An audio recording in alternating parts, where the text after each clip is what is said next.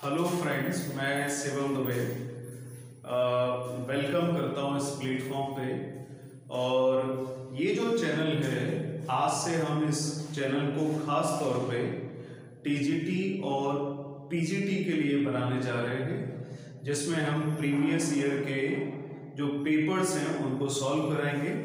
जैसे कि अभी यूपी टीजीटी 2021 का मेरे पास पेपर है, उसको हम सॉल्व कराएंगे। और इस पेपर को हम 4 पार्ट में डिवाइड कर रहे हैं। 125 क्वेश्चन है, तो 30 पहले क्वेश्चन में लेंगे, 30 क्वेश्चन पहले क्वेश्चन पेपर का जब सॉल्यूशन कराएंगे, जो आज का सेट है उसमें 30 क्वेश्चन करा देंगे। नेक्स्ट में फिर 30, तो 30 और लास्ट में जो बचे हुए हैं 35 क्वेश्चन, उनको हम कवर कर लेंगे। तो इस तरह से 4 सेट में, अगर एक ही में लेके जाते हैं तो वीडियो थोड़ा बड़ा हो जाएगा। तो देखते हैं, ये फर्स्ट क्वेश्चन है। और जैसे ही आपको सैंपल पेपर, ये तो टीजीटी का है, इसके बाद पीजीटी का भी कराने वाले हैं।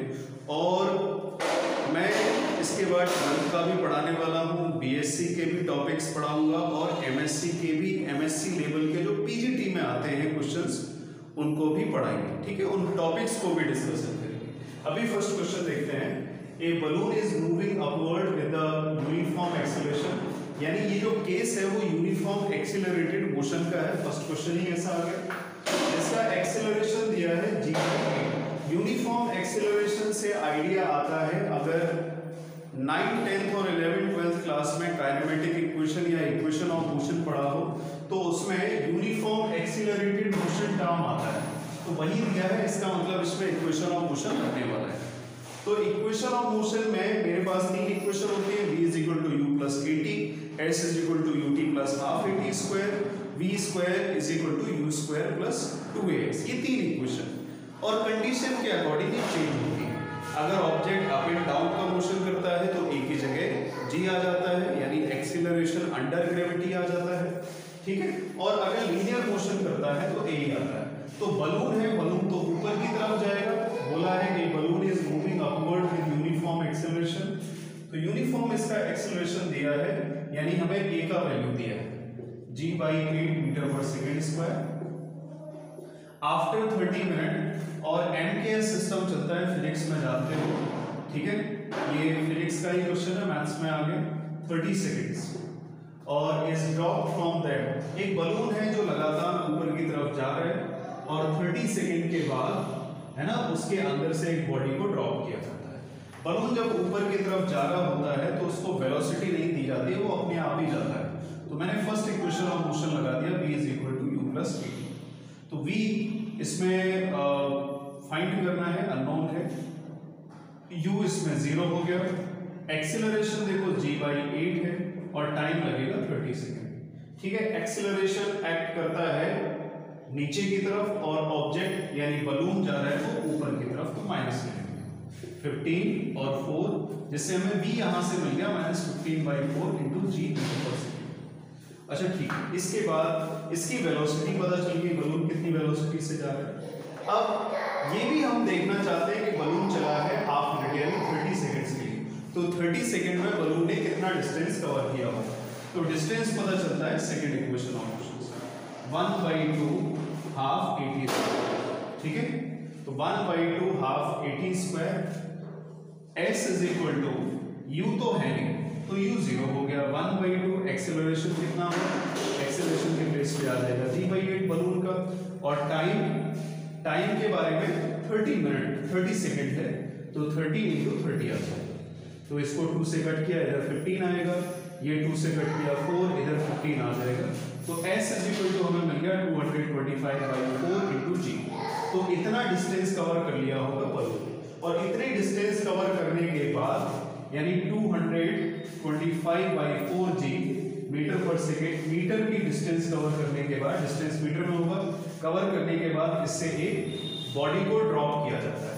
और ड्रॉप करने के बाद बोला है कि वो बॉडी जब ग्राउंड को टच करेगी, ग्राउंड को टच करने वाली होगी, नीचे ही होगा ग्राउंड, जब ग्राउंड को टच करने वाली होगी तो टाइम कितना लगेगा। ठीक है, टाइम देख लेते हैं। तो टाइम के लिए अगेन मैंने सेकेंड इक्वेशन ऑफ मोशन को लगा दिया, s is equal to u t plus half a t square और डिस्टेंस इसमें था 225/4 इंटू निकाल लिया है -15/4g, और ये जो -15/4g में माइनस साइन है वो एक्सीलरेशन है due to gravity into t, और +1/2 एक ही जगह g आ जाएगा t², क्योंकि ग्रेविटी एक्ट कर रही है और ग्रेविटी का मतलब g होता है।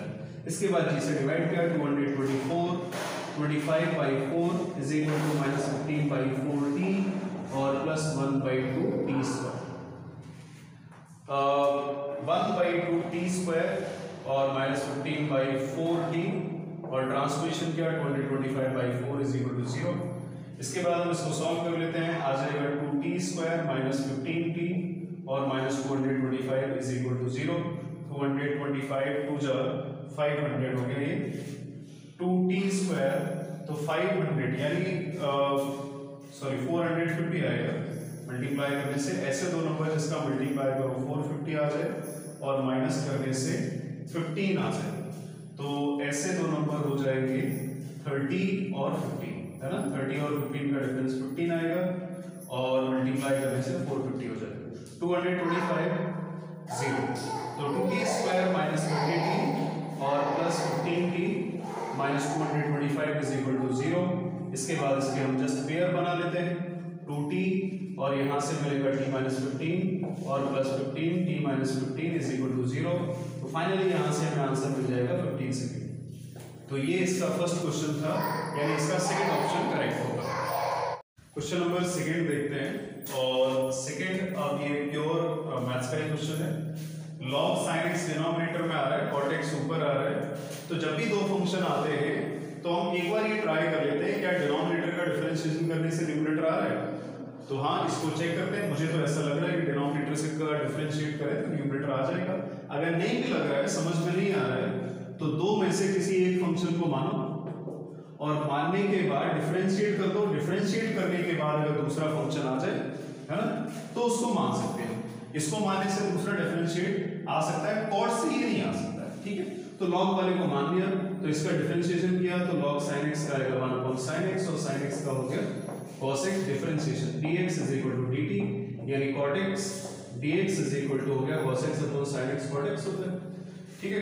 तो cot x dx के प्लेस पे आ जाएगा dt, और log sin x क्या होगा, t होगा, तो ये तो हो गया log t प्लस c, और log t का वैल्यू होता है log of log sin x, ठीक है।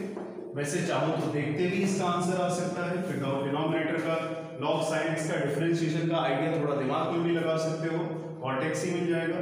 तो डिनोमिनेटर का जो भी नंबर है उसे log करेंगे, तो इसका मतलब log of log sin x आएगा। फोर्थ ऑप्शन करेक्ट है। क्वेश्चन नंबर थर्ड देखते हैं।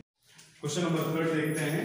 इंटीग्रेशन में जब भी दो फंक्शन आते हैं, और वैसे जनरली ध्यान रखो इंटीग्रेशन में एक ही बार में एक फंक्शन का इंटीग्रेशन होता है, इसमें दो फंक्शन आते हैं।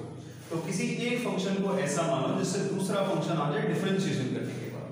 तो अगर हम tan इनवर्स x को माने तो ये आ सकता है 1/1 + x², ठीक है। 1/1 + x² का डिफरेंशिएट करके tan इनवर्स x नहीं आ सकता है, ठीक है। तो हम इसमें tan इनवर्स x को t मान लेते हैं, ठीक है।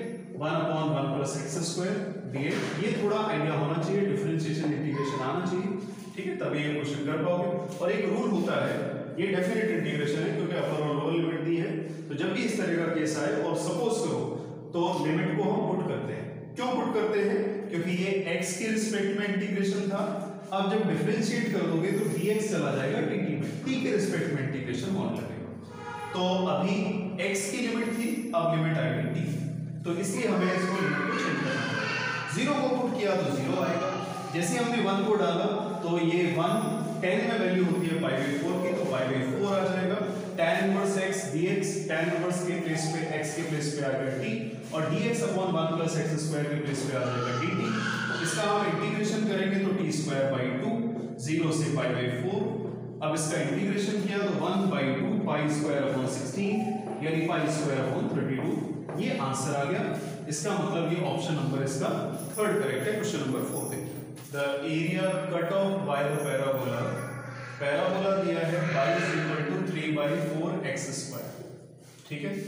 याद रखो जब भी ये y प्लस का आएगा तो इसकी ओपनिंग अपवर्ड डायरेक्शन में होगी, इसकी पावर 1 होती है, उसके हिसाब से देख लिया जाता है। ये ट्रिक बना लो तो इस तरह का पैराबोला बनेगा और ओरिजिन से पास करता हुआ जाएगा, क्योंकि ये कर्व की जो इक्वेशन है वो ओरिजिन को सेटिस्फाई कर रही है। अब इसके बाद ये जो स्ट्रेट लाइन है, अच्छा पहले तो हम इसका स्टैंडर्ड फॉर्म से कंपैरिजन करा लेते हैं। y इज इक्वल टू 3/4 या x square is equal to 4/3, इसको हम लिख सकते हैं y। तो x square is equal to 4a से जब मैंने कंपैरिजन कराया तो 4a इज इक्वल टू आ गया 4/3, यानी a इज इक्वल टू 1। ये a यानी यहाँ से फोकस निकाल सकते हैं। और स्ट्रेट लाइन का मतलब हो गया 3/2x प्लस 12, यानी y is equal to mx plus c का फॉर्म। अब वैसे चाहो तो ये अगर हम इसको कन्वर्ट करना चाहें तो देखो -3x plus 2y is equal to 12 बनेगा। और ध्यान देना इसमें x नेगेटिव है और y पॉजिटिव है। जब x नेगेटिव होता है और y पॉजिटिव होता है तो ये सेकंड क्वाड्रेंट से पास करते हुए लाइन जाएगी और एरिया कट ऑफ बाय, तो ये जो रीजन है वो बनेगा। चाहो तो इसमें इन दोनों के इंटरसेक्शन से ये पॉइंट निकालो, ये पॉइंट निकालो और इसके बीच का एरिया निकाल सकते हो, ठीक है। यानी लाइन में से पैराबोला माइनस कर दोगे, इसके अंडर का एरिया आ जाएगा। कैलकुलेशन बड़ी होगी, मैं ट्रिक बता रहा हूं। तो एरिया इज इक्वल टू, ये फॉर्मूला कब लगेगा, जो ट्रिक है वो कब लगेगी। ट्रिक का पहले फॉर्मूला होता है 72a² और इंटू m³। ये फॉर्मूला हमें तब अप्लाई करना है जब y इज इक्वल टू, है ना, y x² is equal to 4a का फॉर्म हो और साथ में जो लाइन बनी हो वो y is equal to mx plus c की लाइन, है ना। जब ये केस बने तब ये फॉर्मूला यानी ट्रिक यूज करना है। 72 a का वैल्यू हो गया 1/3 इंटू 1/3 और m का वैल्यू देखो यहां से कंपेयर कराएंगे तो 3/2 आ जाएगा और इसका हम क्यूब कर देंगे तो 27/2 का क्यूब होता है 8 और 8 9 जा ये 72 हो गया और 3 3 जा 9 हो गया, यानी आंसर आ गया 27 स्क्वायर यूनिट, ठीक। Question number 5, a minus b लिखा हुआ है तो इसका सॉल्यूशन देख लेते हैं। अब इसमें ऐसा कोई मत करना कि इसे कैंसिल हो गया, ये सेट है, डायरेक्ट कटेगा नहीं, कोई रियल नंबर नहीं। तो a माइनस, ये फॉर्मूला याद रखना है, a minus b is equal to a intersection b dash होता है।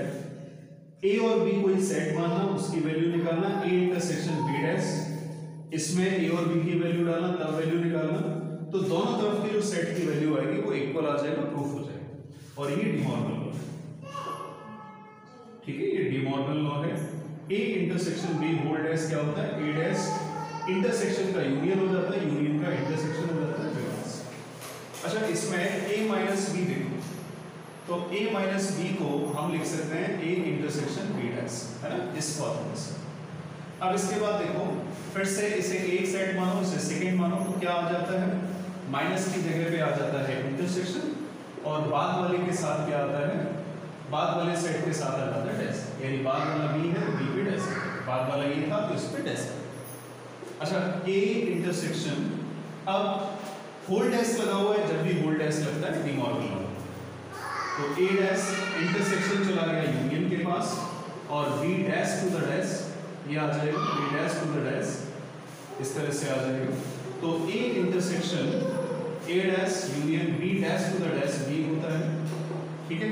अब इसमें डिस्ट्रीब्यूटिव लॉ लग जाएगा, जब एक सेट बाहर हो और दूसरे सेट अंदर हो तो डिस्ट्रीब्यूटिव लॉ लगता है। तो डिस्ट्रीब्यूटिव लॉ की कंडीशन होती है जो ब्रैकेट के बाहर है वो ब्रैकेट के अंदर आता है a डैश, और जो ब्रैकेट के अंदर होता है वो ब्रैकेट के बाहर आ जाता है a इंटरसेक्शन b। तो a और a डैश, एक तो a बोल रहा है कि सारे ले लो, मतलब a वाली वैल्यू ले लो, दूसरा a डैश क्या बोल रहा है कि a वाली वैल्यू लो, a कुछ सेट की वैल्यू होगी, a डैश में क्या होगा, a की वैल्यू नहीं होगी, कॉम्प्लीमेंट है, कॉम्प्लीमेंट ऑफ सेट। तो इन दोनों में कॉमन क्या है, कुछ भी कॉमन नहीं है, 5 union of a intersection b, a intersection b और 5 का यूनियन क्या होगा, इसमें कुछ भी नहीं है, तो इसका मतलब जो भी आंसर आएगा वो इसी से आएगा, a इंटरसेक्शन b इसका आंसर आ जाएगा। तो इसका मतलब ऑप्शन नंबर 4 करेक्ट है। नेक्स्ट क्वेश्चन, सॉल्यूशन देखते हैं क्वेश्चन नंबर 6 का। इन अ ग्रुप ऑफ 300 पीपल और 150 स्पीक हिंदी, तो हिंदी बोलने वाले जो लोग हैं वो 150 हैं और इंग्लिश बोलने वाले 200। और how many can speak both Hindi and English, और हिंदी और इंग्लिश दोनों बोलने वाले कितने लोग हैं, यानी दोनों में सिमिलरिटी है, मतलब हिंदी भी बोल लेता हो और इंग्लिश भी, यानी कॉमन आएगा, यानी इंटरसेक्शन पूछा है। इसका मतलब 300 पीपल हैं वो यूनियन में आएगा, क्योंकि टोटल कितने लोग हैं 300, और उसमें हम चेक कर रहे हैं कि 150 हिंदी बोल पाते हैं और 200 जो है वो इंग्लिश बोल पाते हैं। कितने होंगे जो दोनों बोल पाते होंगे, तो फॉर्मूला है सीधा सिंपल सा क्वेश्चन है। 11th क्लास का इसमें जो फॉर्मूला है वो लग जाएगा n ऑफ h और plus n of e minus n of h intersection e। तो a यूनियन b है 300, n ऑफ h इसमें 150 है, n ऑफ e हो गया 200, n of h intersection e को हमें फाइंड करना। तो 300 इसको जब लेंगे तो 350 आएगा minus n of h intersection e। जब हम इसको सिंप्लीफाई करेंगे तो समझ रहे होगे h इंटरसेक्शन e आ जाएगा 350 माइनस 300, यानी option number second correct. Question number 7 question number 7 देखते हैं। क्वेश्चन नंबर 7 का जो कॉन्सेप्ट है वो 11th क्लास की आर.डी. शर्मा से ट्रिग्नोमेट्रिकल जो चैप्टर है उसमें मिल जाएगा। कॉस ए क्या होता है, ए है तो बी से स्टार्ट कर दो, अगर बी है तो सी से स्टार्ट कर दो, सी है तो ए से स्टार्ट कर दो। ए है तो बी आएगा B square plus c square, अगर ए है तो ए ही माइनस होगा, और बी और सी है तो ट्वाइस ऑफ बी सी है ना। साइन, ये कोसाइन रूल है, और साइन बी का मतलब ए बी होता है और साइन सी का मतलब ए सी होता है। ये साइन रूल है, के से के कैंसिल हो गया, 2 से 2 कैंसिल हो गया, सी से सी कैंसिल हो गया, क्रॉस मल्टीप्लाई कर दिया, b square plus c square minus a square is equal to b और बी मिलके हो गया बी स्क्वायर, ये बी स्क्वायर हो गया, ठीक है। अब बी स्क्वायर से बी स्क्वायर कैंसिल हो गया, then c square is equal to a square, है ना। सी स्क्वायर अगर ए के स्क्वायर के इक्वल है then c is equal to b, c a के इक्वल होगा, यानी जो ट्रायंगल होगा वो आइसोसेलेस होगा। मुझे लग रहा है क्वेश्चन क्लियर होगा। नेक्स्ट क्वेश्चन को देखते हैं। और ये जो क्वेश्चन है वो बाइनोमियल का है, यानी 11th क्लास के बाइनोमियल थ्योरम चैप्टर है। तो the term independent of x in the equation, और इक्वेशन हमें ये दी है और देखते हैं कौन सा ऑप्शन होगा।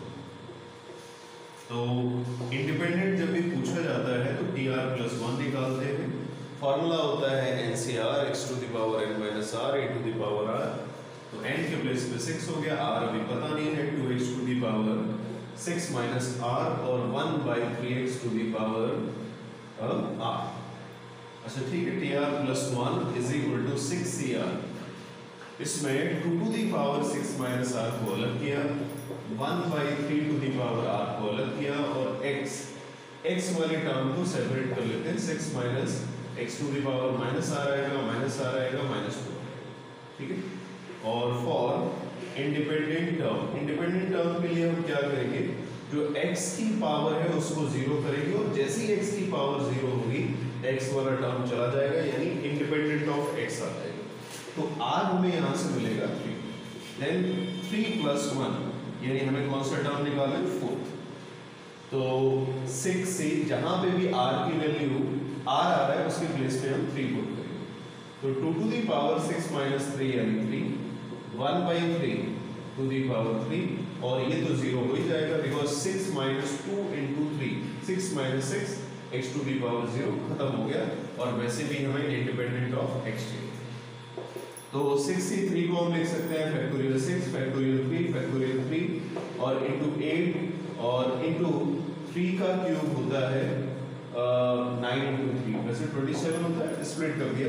इसको लिख लेते हैं 654 अपॉन 3 2 1, है ना।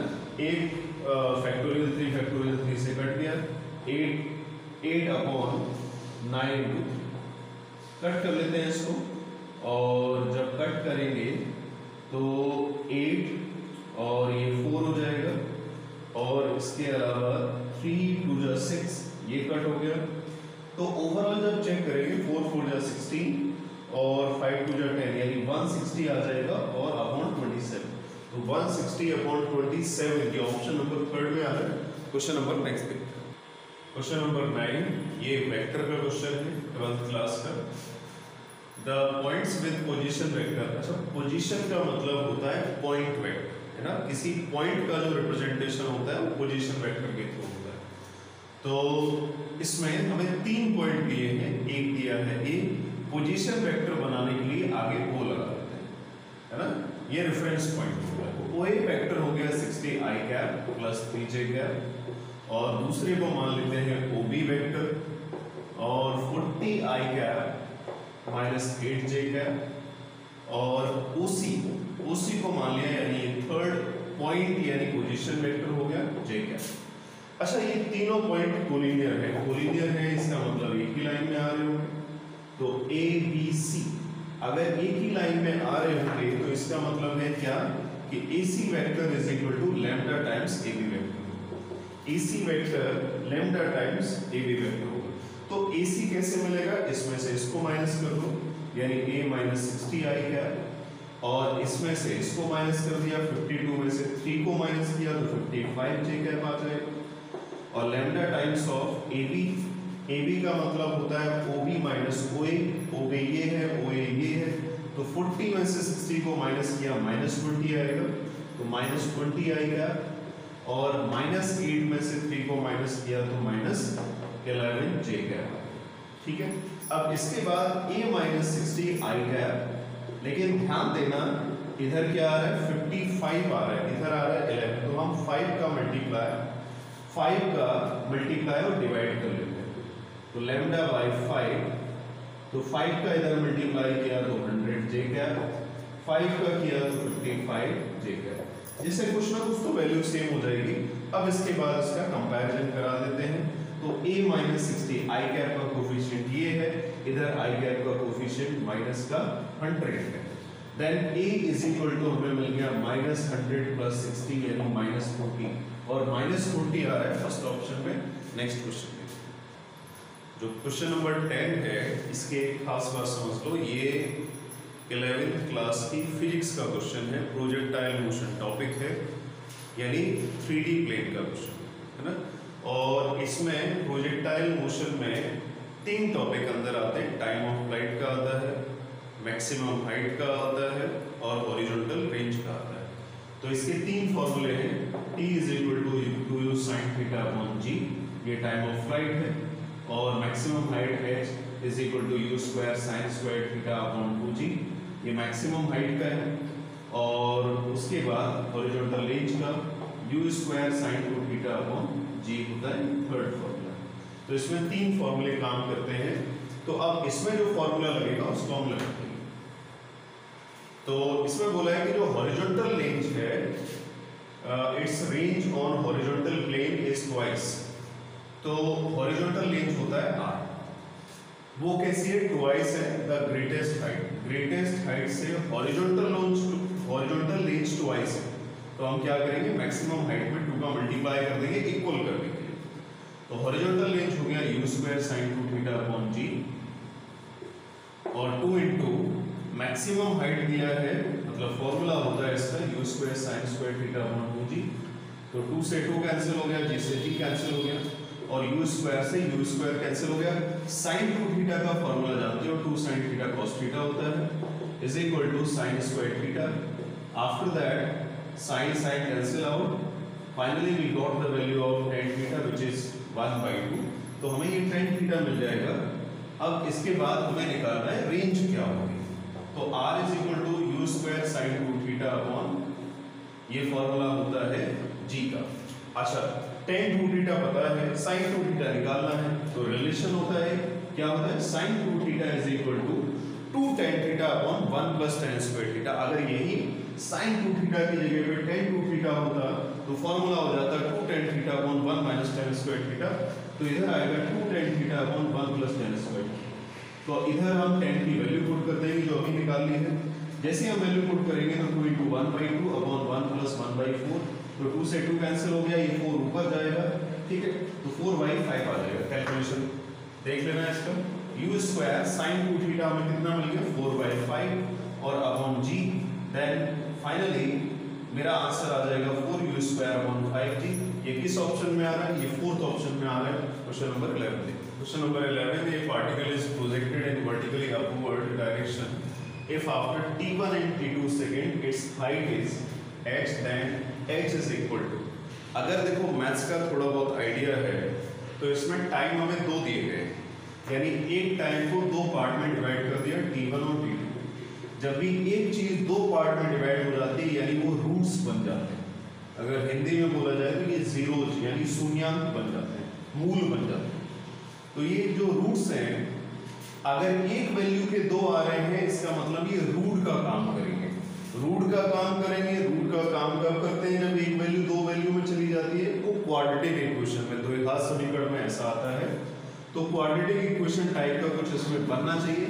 और क्वाड्रेटिक इक्वेशन टाइम के लिए आ रहा है, टाइम की दो वैल्यू आ रही है, तो टाइम के लिए जो क्वाड्रेटिक इक्वेशन होती है वो काइनेमेटिक इक्वेशन में बनती है, यानी इक्वेशन ऑफ मोशन में बनती है।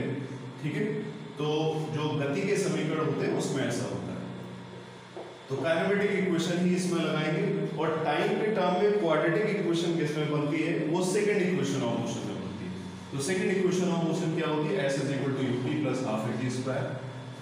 और ऑब्जेक्ट जा रहा है ऊपर की तरफ, प्रोजेक्टेड किया जा रहा है। तो जब भी कोई भी ऑब्जेक्ट ऊपर या नीचे की तरफ जाता है तो ये डिस्टेंस कन्वर्ट हो जाती है हाइट में ut, और ऑब्जेक्ट ऊपर की तरफ जा रहा है, ग्रेविटी लगती है नीचे की तरफ, तो डायरेक्शन ऑपोजिट है, a के प्लेस में g आ जाएगा माइनस साइन के साथ, डायरेक्शन ऑपोजिट है इसके माइनस साइन।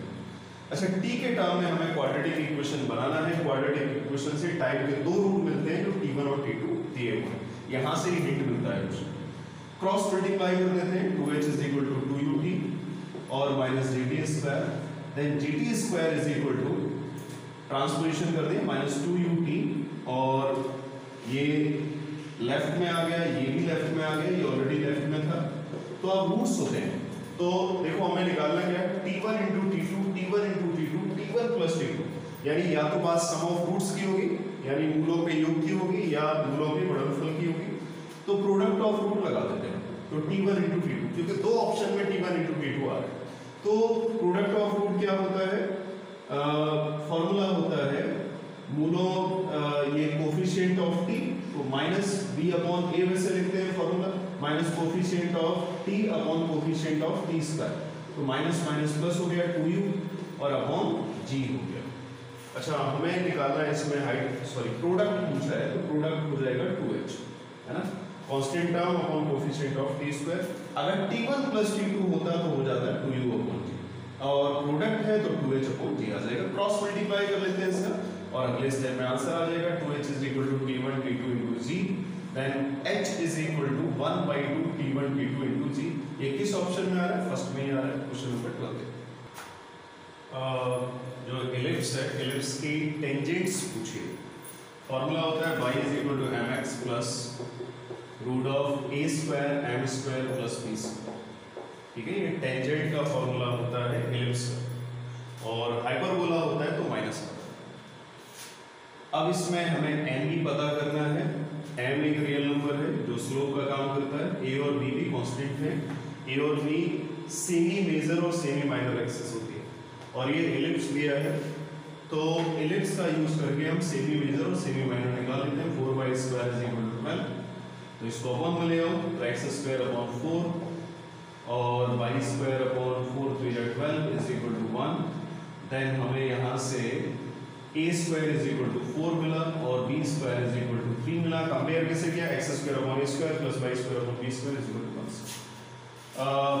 ये पैरेलल किसके हैं? y + 2x = 4, इसको करेक्ट फॉर्म में कन्वर्ट कर लेते हैं, -2x + 4। तो ये y = mx + c का फॉर्म हो गया, तो m यहाँ से आ जाएगा -2। a² भी पता है, b² भी पता है, -2 भी पता है, बचा क्या? वैल्यू डालो। m का वैल्यू आ गया -2x + √a² का 4 -2 का स्क्वायर, यानी इधर भी आ जाएगा 4, प्लस b का वैल्यू, b² का वैल्यू 3। तो y = -2x और +16 और 3 19। ठीक है, तो हम इसको सॉल्व करेंगे तो y + 2x = √19। अच्छा, इस पर प्लस माइनस लगा देते हैं, प्लस माइनस आ गया, और ये ऑप्शन नंबर 4 करेक्ट है, ये फॉर्मूला याद है। क्वेश्चन नंबर 13 देखो, दो वेक्टर दिए हैं, ये मैंने मान लिया एक प्लेन है, और इसमें दो वेक्टर हैं, एक ए वेक्टर और दूसरा वेक्टर बी वेक्टर, ठीक है। देन एंगल बिटवीन ए वेक्टर प्लस बी वेक्टर, इन दोनों वेक्टर को ऐड कर दो, दो वेक्टर को ऐड किया जाता है उससे एक ही वेक्टर आता है। अगर ए वेक्टर और बी वेक्टर दोनों प्लेन में है तो ये बिल्कुल बात क्लियर है कि ए वेक्टर प्लस बी वेक्टर भी प्लेन में है, क्योंकि दोनों वेक्टर को ऐड करके एक नया वेक्टर आ जाएगा। और पूछा है कि ए वेक्टर क्रॉस बी वेक्टर क्या होगा, तो a vector cross b vector ये क्लॉकवाइज और एंटी क्लॉकवाइज डायरेक्शन से पता चलता है।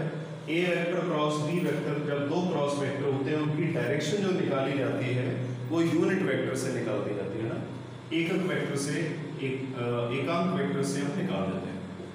तो a vector cross b vector का फॉर्मूला होता है mod of a vector mod of b vector sine theta और एन कैप। एन कैप क्या बताता है, ए वेक्टर बी वेक्टर की डायरेक्शन को जो प्लेन के आउटवर्ड है या इनवर्ड, यानी बाहर की तरफ होगी या अंदर की तरफ होगी प्लेन से। तो ये प्लेन से बाहर की तरफ होगी या अंदर की तरफ, कौन, a vector cross b vector direction कौन बता रहा है, एन वेक्टर यानी यूनिट वेक्टर। तो ये तो बाहर की तरफ होगा, मान लिया बाहर की तरफ ही होगा, बाहर की तरफ होगा तो ये एंगल इस प्लेन से कितना बना रहा होगा 90 डिग्री। और ए वेक्टर बी वेक्टर कहाँ पे पड़े हुए हैं, प्लेन में ही पड़े हुए हैं। तो ये ए वेक्टर बी वेक्टर प्लेन में है और ए वेक्टर क्रॉस बी वेक्टर कितना बना रहा है, 90 डिग्री एंगल बना रहा है। तो दोनों के बीच का एंगल कितना होगा, 90 डिग्री।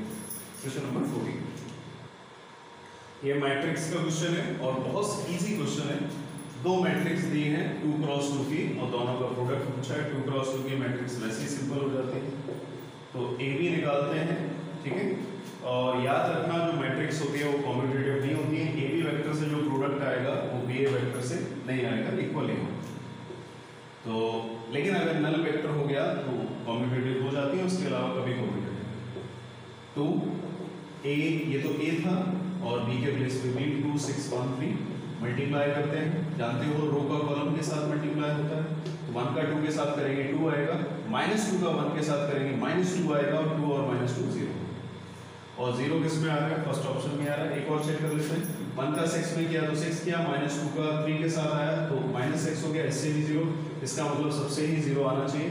-2 और 2 0 हो गया, -6 और -6 0 हो गया, फर्स्ट ऑप्शन करेक्ट है। क्वेश्चन नंबर 15, क्वेश्चन नंबर 15 को देखो, ट्रायंगल एबीसी और बी 5 सेंटीमीटर दिया है, ए 2 सेंटीमीटर है, साइन ए दिया है। तो ए का तो साइन ए दिया है तो बी का साइन भी दिया होना चाहिए, यानी साइन रूल लगा देंगे इसमें।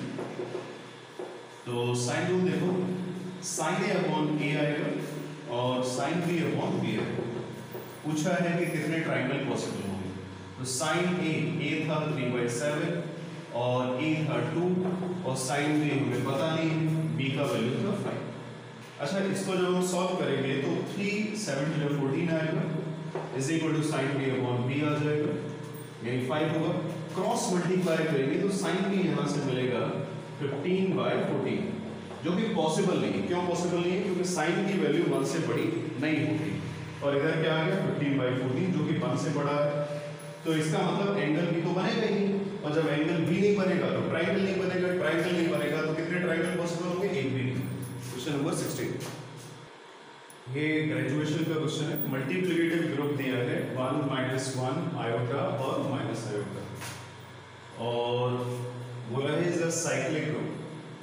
साइक्लिक ग्रुप क्या होता है, साइक्लिक ग्रुप का जो भी एलिमेंट होगा वो पूरे ग्रुप को जनरेट कर देगा, बना देगा।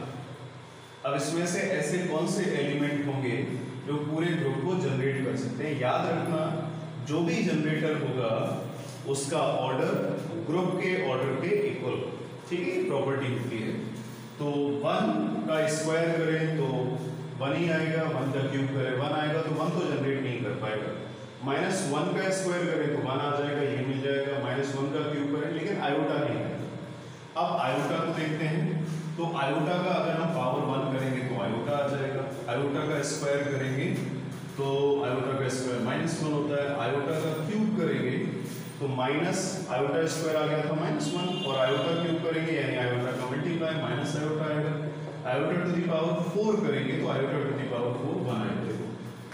1 भी आ रहा है, -1 भी आ रहा है, आयोटा भी आ रहा है, माइनस आयोटा भी आ रहा है। इसका मतलब आयोटा क्या है, इसका जनरेटर है। और ध्यान देना, इस आयोटा एलिमेंट का जो ऑर्डर है वो ग्रुप के ऑर्डर के इक्वल है, ठीक है। तो ये साइक्लिक ग्रुप भी है और साइक्लिक ग्रुप का ये जनरेटर का काम करेगा। अब माइनस आयोटा में भी यही सेम नेचर है, माइनस आयोटा का पावर 1 माइनस आयोटा स्क्वायर करेंगे तो -1 का स्क्वायर वही होगा, आयोटा स्क्वायर हो गया ये -1 और माइनस आयोटा का क्यूब करेंगे, ठीक है। तो देखो -1 है तो पहले तो हम इसको लिख लेते हैं माइनस आयोटा क्यूब और माइनस आयोटा स्क्वायर होता है -1 यानी प्लस आयोटा हो गया और minus iota to the power 4 करेंगे तो आयोटा टू द पावर 4 हो जाता है 1। यहाँ से आ रहा है 1 माइनस आयोटा और प्लस आयोटा, इसका मतलब आयोटा और माइनस आयोटा इसके जनरेट होते हैं। वैसे भी याद रखो आयोटा और माइनस आयोटा ही इसको जनरेट कर सकता है। Question number next, question number 17 देखो, 1 omega square are the cube root of unity, then the value of, अच्छा क्यूब रूट ऑफ यूनिटी देखो x square plus x plus 1 is equal to 0 होता है। यहाँ पे हम x की वैल्यू निकालते हैं। वैसे तो क्यूब रूट ऑफ यूनिटी का मतलब होता है x का क्यूब रूट ले लो, है ना, x का क्यूब रूट ले लिया, सॉरी ये x का cube root of unity, unity का हम क्यूब रूट ले लेंगे तो x cube is equal to हमें मिल जाएगा 1, तो x cube minus 1 is equal to 0, तो x इज इक्वल टू 1 एक यहाँ से आएगा। जब इसका a q minus b q open करेंगे तो x माइनस 1 से 1 आ जाएगा और एक क्वाड्रेटिक इक्वेशन बनेगी जिससे x की वैल्यू आ जाएगी ओमेगा और ओमेगा स्क्वायर, यहाँ से x इज इक्वल टू 1 आ जाएगा, मतलब x माइनस 1 को 0 के इक्वल तो 1 ओमेगा ओमेगा स्क्वायर। इसके 3 रूट्स होते हैं क्यूब रूट ऑफ यूनिटी के, तो यहाँ से 2 रिजल्ट निकलते हैं, 1 प्लस ओमेगा स्क्वायर, ये ओमेगा रूट है इसमें डालो एक रिलेशन बन जाएगा, दूसरा रिलेशन बनता है omega cube is equal to 1। तो ये 2 रिलेशन बहुत इंपॉर्टेंट है, इसी पे क्वेश्चन बनता है। तो अब वैल्यू डालते हैं 1 प्लस ओमेगा स्क्वायर, देखो यहाँ से वैल्यू निकालते हैं माइनस ओमेगा आएगी और इसके बाद देख लेते हैं ओमेगा टू दी पावर 3 1 होता है तो यहाँ से बचा 1 प्लस ओमेगा, ठीक है, और ओमेगा 3 1 होता है, ओमेगा 6 कितना हो जाएगा, ओमेगा टू दी पावर 6 1 होगा तो यहाँ से आ जाएगा 1 प्लस ओमेगा स्क्वायर और ओमेगा टू दी पावर 3 1 होता है, इस दोनों साइड का पावर 5 करो तो omega to the power 15 is equal to 1, तो यहाँ पे क्या बचा 1 प्लस ओमेगा। अच्छा माइनस ओमेगा 1 प्लस ओमेगा हमें क्या देगा, माइनस ओमेगा स्क्वायर देगा और 1 plus omega square minus omega देगा, 1 प्लस ओमेगा क्या देगा, माइनस ओमेगा स्क्वायर देगा, तो माइनस माइनस माइनस माइनस यानी प्लस हो गया और 1 पावर 2 पावर 3 और 1 4 और 2 6 omega to the power 6, omega to the power 3 1 होता है तो ओमेगा टू दी पावर 6 भी कितना होगा 1 होगा, 1 आ रहा है थर्ड ऑप्शन में। क्वेश्चन नंबर 18, क्वेश्चन नंबर 18, ए वेक्टर और बी वेक्टर यूनिट वेक्टर है यानी इनका मैग्नीट्यूड दोनों का कितना होगा 1 के इक्वल और ये जो दोनों वेक्टर दिए हैं a cap plus 2b cap और 5a cap minus 4b cap, ये परपेंडिकुलर, तो परपेंडिकुलर का मतलब होता है डॉट प्रोडक्ट 0, है ना, डॉट प्रोडक्ट 0। अगर दो वेक्टर आपस में पैरेलल हैं तो उनका क्रॉस प्रोडक्ट 0 होता है, अगर दो वेक्टर आपस में परपेंडिकुलर है तो उनका डॉट प्रोडक्ट 0 होता है। मल्टीप्लाई कर लेते हैं 5a वेक्टर स्क्वायर, इसका मल्टीप्लाई किया -4a vector b vector cap, है ना, कैप लिखा हुआ है, 5 टू 10 क्योंकि वेक्टर ज़्यादा यूज होता है इसलिए बार बार वेक्टर ही निकल जाते हैं, कैप तो a कैप b कैप और 4 टू 8 -8b कैप स्क्वायर। तो देखो या तो a वेक्टर का स्क्वायर कर दो, a वेक्टर के मॉड का स्क्वायर कर दो, a की बात तो इसको हम चाहे तो मॉड लगा सकते हैं, ठीक है, दोनों का वैल्यू सेम होता है तो 5 × 1 5 ही आएगा और 10 और 4 का डिफरेंस आ गया 6, a vector dot b vector और 8 × 1 8 आ जाएगा तो -8 और 5 3 होता है तो 6a cap dot b cap यानी यहाँ से हमें मिल जाएगा 3 और 3 2 जब होता है 6 a cap dot b cap is equal to 1/2। अब इसका एंगल निकालना है तो दो डॉट प्रोडक्ट यानी वेक्टर के दो वेक्टर हैं उनका डॉट प्रोडक्ट है तो इसका फॉर्मूला होता है mod of a cap mod of b cap cos theta is equal to 1/2। इसकी वैल्यू 1 1 1 का प्रोडक्ट 1 × 1 1 आएगा और cos थीटा यानी cos थीटा आएगा। cos थीटा में कौन सा एंगल है जिसकी वैल्यू 1/2 होती है यानी theta is equal to 5/3 60 degree. तो ये फोर्थ ऑप्शन में है और क्लियर हो गया होगा। Question number 19, question number 19, the distance traveled by the body falling freely from rest in first second and first second third first second second second third second. तो एक सेकेंड में second second में third second में कितना distance cover करेगा। Object जो है वो फ्रीली फॉल किया जाता है।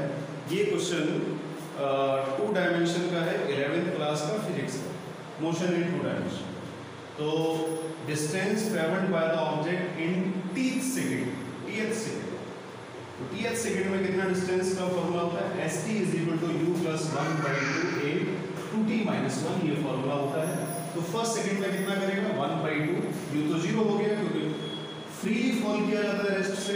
तो 0 + 1/2a, 1 का वैल्यू डाल दिया, 1 × 2, 2 - 1 यानी 1 आ जाएगा। सेकेंड यानी सेकेंड में कितना कवर करेगा, 0 आएगा, 1/2a × 2 वैल्यू पुट करते हैं, 2 × 4 - 1 यानी 3 आएगा। थर्ड सेकेंड में कितना करेगा, इनिशियल वेलोसिटी 0 होगी क्योंकि फ्रीली फॉल किया जाता है रेस्ट से, 1/2a, तो 2 × 4 15 यानी 5 आ जाएगा। तो इन तीनों के रेशियो को हम डिवाइड कर देते हैं, s1 = s2 = s3। 1/2a 1/2a 1/2a common आएगा, कट जाएगा, बचेगा क्या, 1:3:5। ये किस ऑप्शन में आ रहा है, ये ऑप्शन नंबर सेकंड में आ रहा है। अब इसके बाद हम चलते हैं क्वेश्चन नंबर 20 पे। क्वेश्चन नंबर 20 में tan हाइपरबोलिक इनवर्स x का वैल्यू पूछा है। तो sin हाइपरबोलिक इनवर्स का वैल्यू ये होता है log of x + √(x² + 1). cos hyperbolic inverse x का वैल्यू ये होता है log of x - √(x² + 1). और ये tan हाइपरबोलिक इनवर्स का वैल्यू है 1/2 log of 1 + x / 1 - x। ये फॉर्मूला हमें डायरेक्ट याद रखना पड़ेगा, sin hyperbolic inverse, cos hyperbolic inverse, tan hyperbolic inverse. Question number 20 question number 21 देखो, ये फंक्शन दिया है और इसके अगर हम फैक्टर कर लें तो हमें फैक्टर मिलेगी 3x² + 2x + 1। कंडीशन क्या होती है कि जब भी हमें मैक्सिमा या मिनिमा निकालना हो और 1 वेरिएबल का हो, 2 वेरिएबल का मेथड अलग है जो ग्रेजुएशन में है, और 1 वेरिएबल का जो मेथड है वो 12th क्लास में, इंटरमीडिएट में। तो सबसे पहले हम इसका फर्स्ट डेरिवेटिव निकालते हैं। फर्स्ट डेरिवेटिव से हमें x की वैल्यूज मिलती हैं, और जो x की वैल्यूज मिलती हैं उस पे ही हम चेक करते हैं कि मैक्सिमा और मिनिमा क्या होगा। उसके बाद सेकंड डेरिवेटिव निकालते हैं। अगर सेकंड डेरिवेटिव लेस देन 0 आ गया, जो x की वैल्यू निकाली थी उस पे, तो इसका मतलब मैक्सिमा होगा। सेकंड डेरिवेटिव अगर ग्रेटर देन 0 आ गया, उसी x की वैल्यू पे जो फर्स्ट डेरिवेटिव से निकाली थी, अगर उस पे ग्रेटर देन 0 आ गया सेकंड डेरिवेटिव, तो मिनिमा होगा। तो फर्स्ट डेरिवेटिव निकाल लिया ये। अब इसके बाद रियल मैक्सिमम वैल्यू 0 पे आएगी। अब इसके अगर हम 3x² + 2x + 1 है, मल्टीप्लाई करने से 3 आ जाए, प्लस करने से 2 आ जाए। ऐसे तो नंबर हमें दिखाई दे रहे हैं। तो हम एक बार चेक कर लेते हैं कि अगर फैक्टर नहीं हो रहे हैं तो क्या इसके रूट्स होंगे भी या नहीं भी होंगे, क्योंकि x रियल बोला है तो आंसर भी x का रियल आना चाहिए। तो फॉर्मूला होता है b² - 4 इसी चेक करने का। तो 2 का स्क्वायर और -4 × 3 × 1 यानी 4 - 12, ये कैसा आ गया, लेस देन 0। अगर d लेस देन 0 हो जाता है तो इसका मतलब इमेजिनरी रूट्स होंगे, रियल रूट्स होंगे नहीं। तो इसका मतलब ना तो मैक्सिमा मिलेगा ना मिनिमा मिलेगा, neither maxima and minima. Option number 4 correct है। क्वेश्चन नंबर 22, ये क्वेश्चन नंबर पॉलिनोमियल का है 10th क्लास का, और क्यूबिक पॉलिनोमियल बना हुआ है और अल्फा बीटा गामा रूट्स हैं। तो इसमें 3 कंडीशन बनती हैं, sum of root alpha + beta + gamma minus coefficient of x² और x³ यानी -3 आएगा, और अल्फा × बीटा × गामा क्या होगा, प्रोडक्ट ऑफ रूट्स हो जाएगा। यानी इसके बाद आएगा -r/1 और sum of product of zeros equal to 2 at a time, तो ये होगा q। ठीक है। अब देखो इसी इक्वेशन को देख के लग रहा है अगर हम इसका स्क्वायर करते हैं तो ये आ सकता है। तो दोनों साइड का स्क्वायर कर लेते हैं, अल्फा बीटा, बीटा गामा और gamma alpha whole square = q²। तो होल स्क्वायर ओपन किया मतलब a² + b² + c² और फिर आएगा 2ab, यानी 2 × first × second number means alpha बीटा² गामा, फिर आएगा 2bc, 2 कॉमन आ रहा है, आएगा बीटा गामा² अल्फा, फिर 2ca यानी अल्फा स्क्वायर बीटा और is equal to q square. ये a square plus b square plus c square plus 2ab plus 2bc plus 2ca का फॉर्मूला है। ये तो हमें चाहिए, ये फाइंड करना है।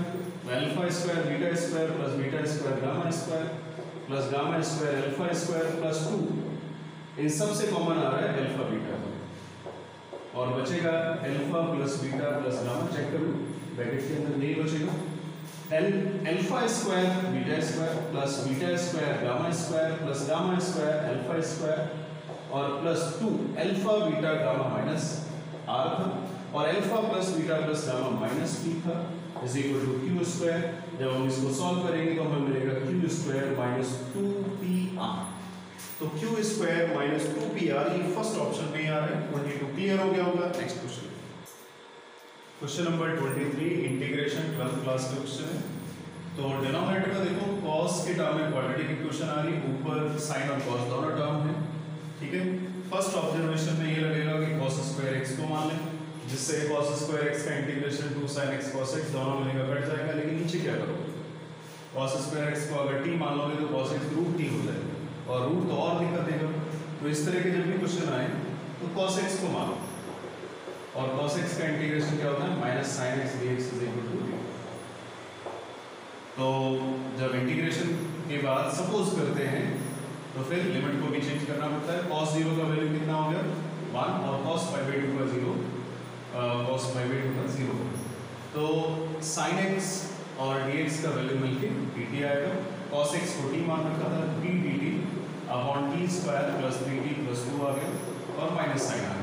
प्रॉपर्टी हम एक इसमें इंटीग्रेशन के लगा देते हैं तो माइनस साइन क्या कर देता है, लिमिट को एक्सचेंज कर देता है, 0 और 1 आपस में बदल जाती है। तो t dt अपॉन डिनोमिनेटर के फैक्टर हो जाएंगे तो t square plus 2t plus t plus 2 ये फैक्टर आ गया।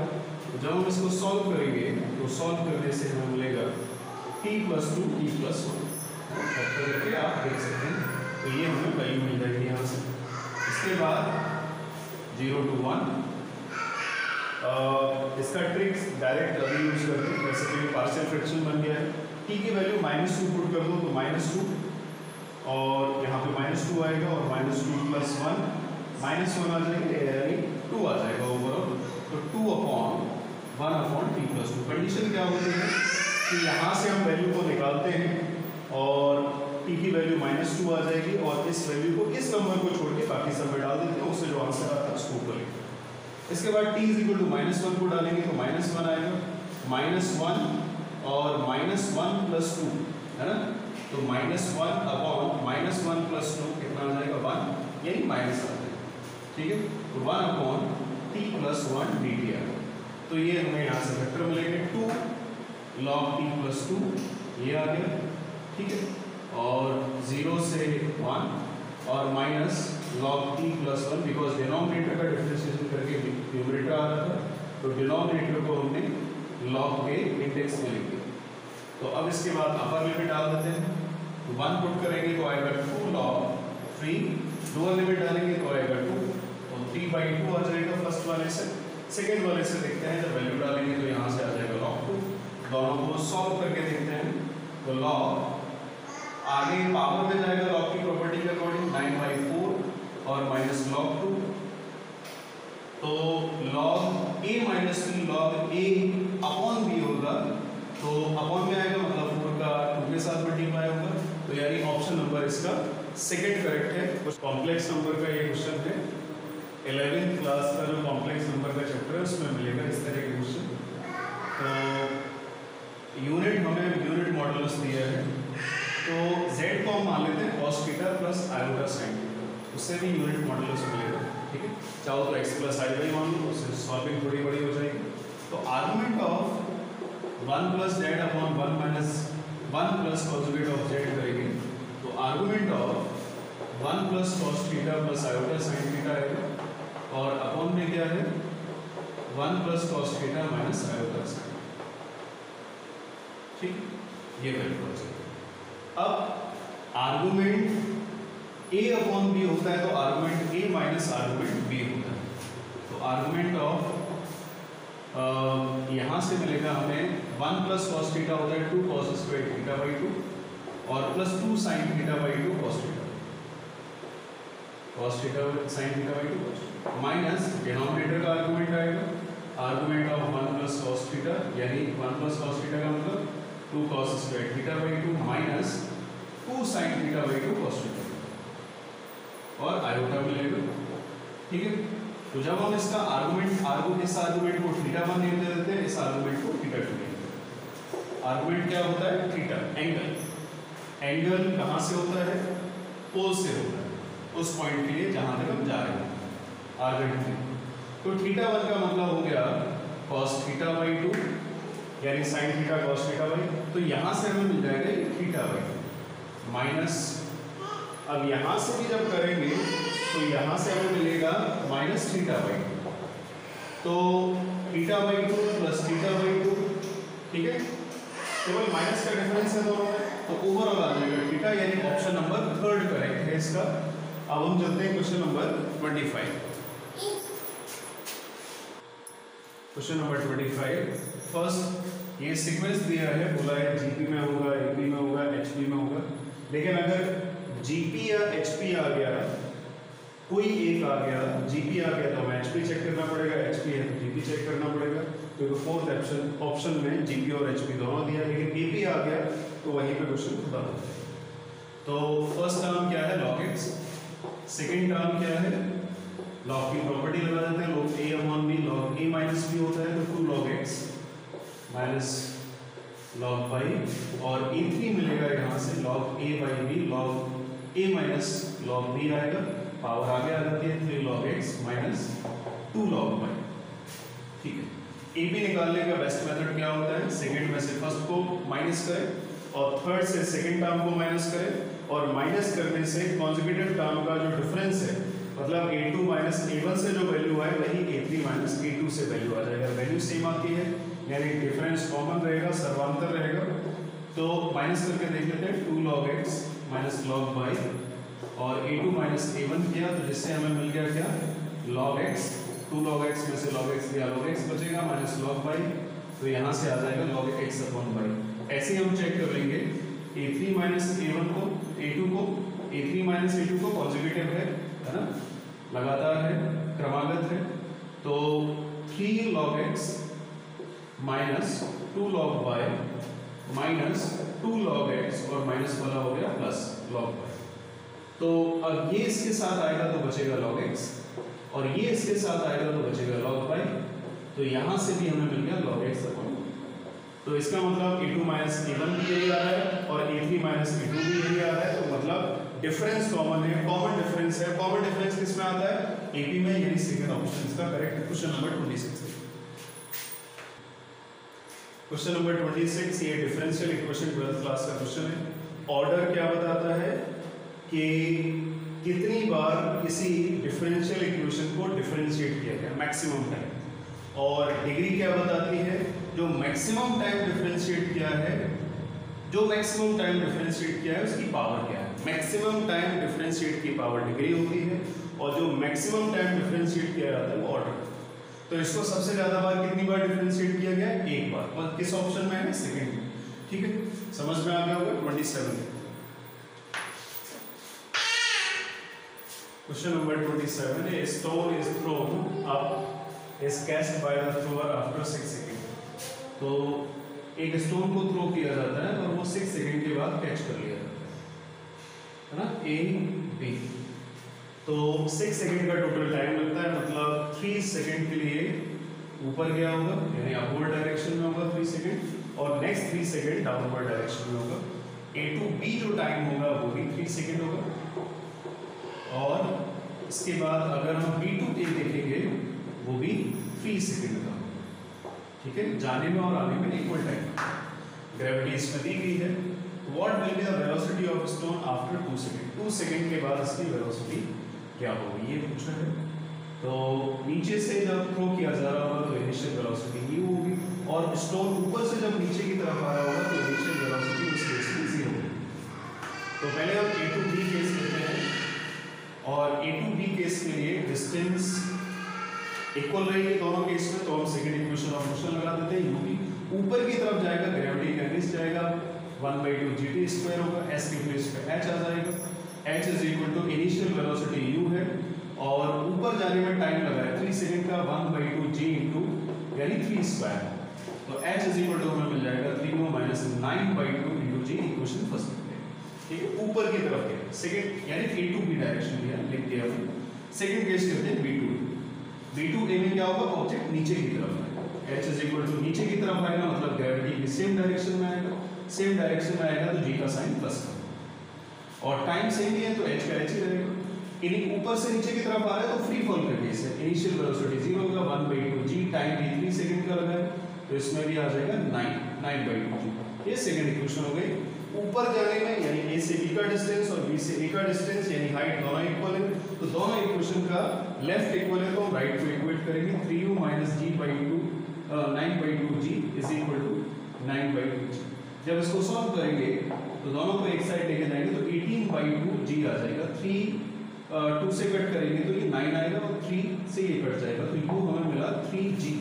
अब u नहीं निकालना है, हमें निकालना है 2 सेकंड के बाद वेलोसिटी कितनी होगी। 2 सेकंड के बाद ऑब्जेक्ट ऊपर की तरफ ही जा रहा होगा क्योंकि 3 सेकंड तक ऊपर गया है तो यहाँ पे कहीं होगा ऑब्जेक्ट c को।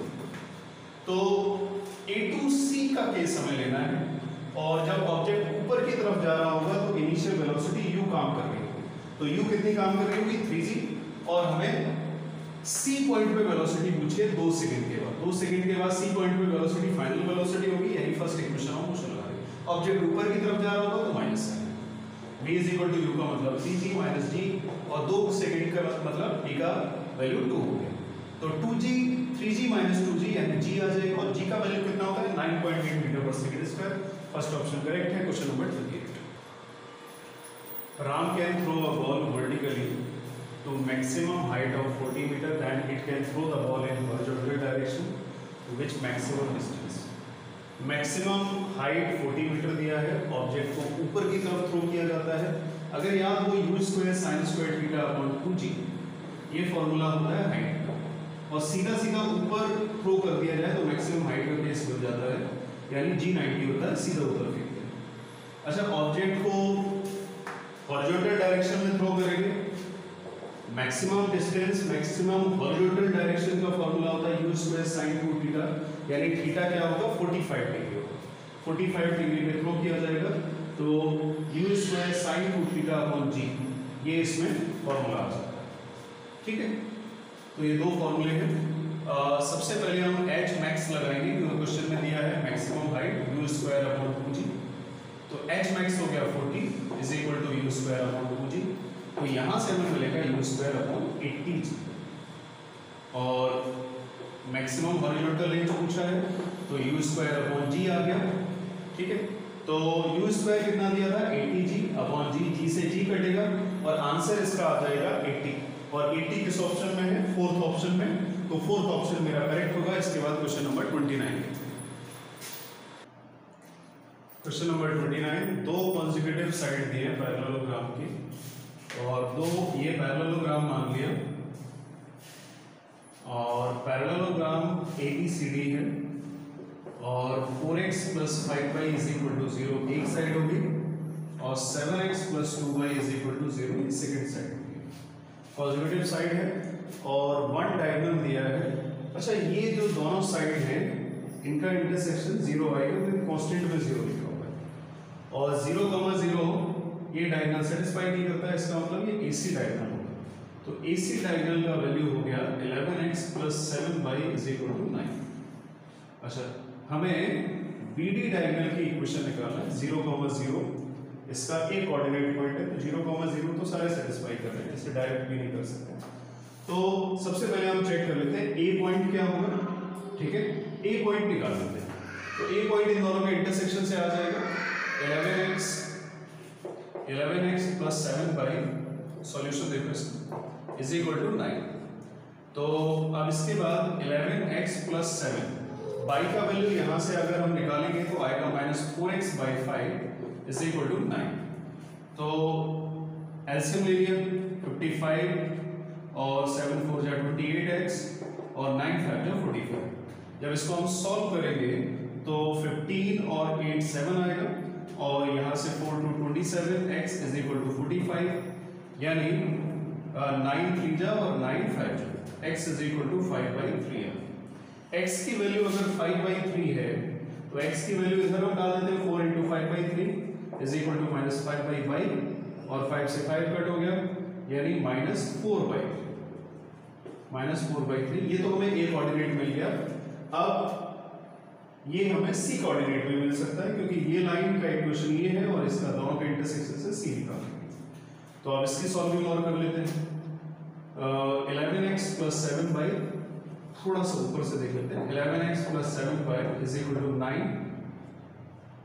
9 और 11x + 7 y की वैल्यू निकालते हैं तो -7x/2 आ जाएगा इज इक्वल टू 9 और 11 2 × 22x -49 x is equal to 9 2 × 18 और इसको माइनस करेंगे 9 7 2 और 27 माइनस का x इज इक्वल टू 18 और 9 2 जा और 9 3 जा। तो x का कोऑर्डिनेट आ गया -2/3 और x की वैल्यू को हम डाल देंगे इसमें। तो x की वैल्यू को जब पुट करेंगे तो -2/3 यानी -14/3 इज इक्वल टू -2/, माइनस से माइनस कटेगा 2 7 जा 14 तो y आ जाएगा 7/3। तो ये 7/3। तो इस तरह से हमें a और c के कोऑर्डिनेट मिले। अब इसका हम मिड पॉइंट निकाल लेते हैं वो। तो 5/3 और -2/3 का जो मिड पॉइंट मिलेगा x कोऑर्डिनेट का वो हो जाएगा 3/3 1 यानी 1/2। ये तो 1/2 -4/3 7/3 ये हो जाएगा 7 और 4 3/3 यानी ये भी 1/2 मिलेगा। तो ये तो हमें कोऑर्डिनेट मिल गया डायगोनल बाइसेक्टर का। अब ये दो पॉइंट मिल गए, यहाँ से इक्वेशन हम निकाल सकते हैं।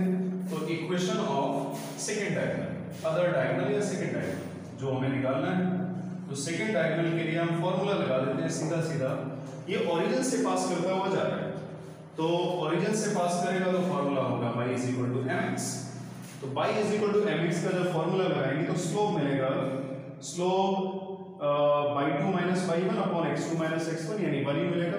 तो y = x यानी x - y = 0। ये ऑप्शन नंबर 4 में आ गया। ठीक है, क्वेश्चन नंबर 30 लास्ट क्वेश्चन। और ये जो क्वेश्चन है वो रिमाइवर थ्योरम का है, ग्रेजुएशन की फर्स्ट ईयर का ये क्वेश्चन है ट्रिग्नोमेट्री का। तो इसका पहले हम एलसीएम ले लेते हैं। तो x² + 1 = 2 cos π/5 × x, x² - 2 cos π/5x + 1 = 0। यहाँ से हम x की वैल्यू निकालते हैं क्योंकि x की वैल्यू का यूज करेंगे। तो 2 cos π/5 ± -b है ना, इसमें सीधे-धारा लगा दिया। तो 4 cos² π/5 यानी b² -4ac -4/2a, a का वैल्यू 1 यानी 2 आ गया। x = 2 cos π/5 ± 4 का स्क्वायर रूट 2 आएगा। cos स्क्वायर थीटा -1 टाइप का हो गया तो इसको लिख सकते हैं 1 यानी आयोटा आ जाएगा साथ में।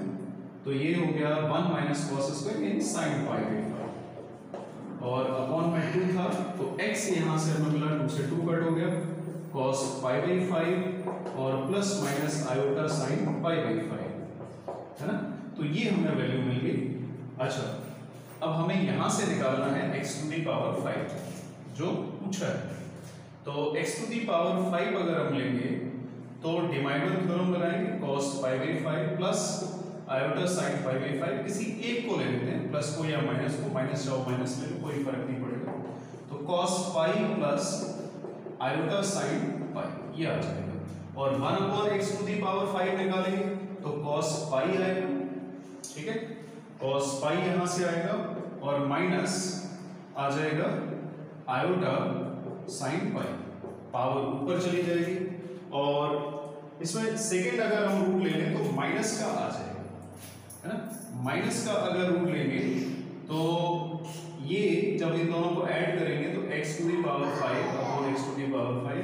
चाहे तो ये माइनस और प्लस ले लो या एक को लेके 1/x⁵। तो cos π प्लस आयोटा sin π और प्लस cos π और माइनस आयोटा sin π। ठीक है, ये कैंसिल हो गया। cos π का वैल्यू -1 होता है तो -2 आ रहा है। -2 ये ऑप्शन नंबर फर्स्ट में आ रहा है। तो इसके बाद देखो, या तो इसमें x का एक वैल्यू ले लो, ठीक है, या दोनों अलग अलग वैल्यू लेके एक x की ले लेना, दूसरा 1/x, यानी अल्फा हो जाएगा x और बीटा हो जाएगा 1/x। मुझे लग रहा है ये 30 क्वेश्चन समझ में आए होंगे। अगर अभी तक लास्ट तक इस वीडियो में बने हुए हो, देख रहे हो, तो इस चैनल को जरूर लाइक करना, सब्सक्राइब करना, क्योंकि इस तरह की टीजीटी पीजीटी की हम बहुत सारी वीडियो और सॉल्यूशन लेके आने वाले हैं। Okay, thank you.